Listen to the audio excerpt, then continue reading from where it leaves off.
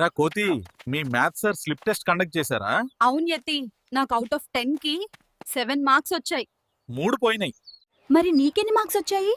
మా maths sir 25 marks కి slip test conduct చేస్తే 20 మార్క్స్ వచ్చాయి. కంపేర్ చేస్తే నేనే గ్రేట్. నాకు అవుట్ ఆఫ్ 10 కి 7 అంటే 3 మార్క్స్ పోయినాయి. నీకు 25 కి 20 అంటే ఏకంగా 5 మార్క్స్ పోయినాయి. ఇప్పుడు అలా కంపేర్ చేయకూడదు. ఒకవేళ ఇవే ఎగ్జామ్స్ 100 మార్క్స్ కి కండక్ట్ చేస్తే మనకి ఎన్ని మార్క్స్ వచ్చి ఉండేవో క్యాల్కులేట్ చేయాలి. ఎగ్జామ్ 25 మార్క్స్ కి నాకు 20 మార్క్స్ వచ్చాయి. అర్థమైంది.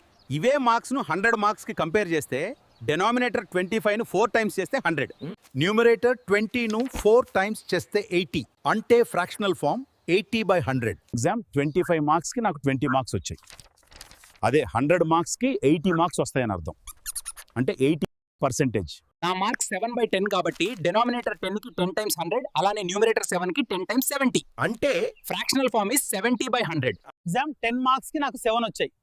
ఇవే మార్క్స్ ని 100 కి కంపేర్ చేస్తే నాకు 70 మార్క్స్ వస్తాయి, అంటే 70% అన్నమాట.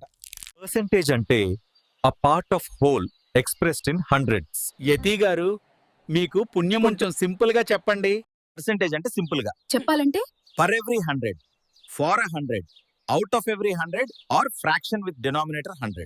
ఇప్పుడు చెప్పు కోతి, ఎవరికి ఎక్కువ పర్సెంటేజ్ వచ్చింది? నాకొచ్చిన marks 7 into 100 by total marks 10 equals to 70%. నీకు వచ్చిన marks 20 into 100 by total marks 25 equals to 80%.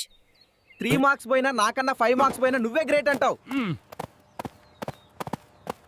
అరే ఆగ్రా కోతి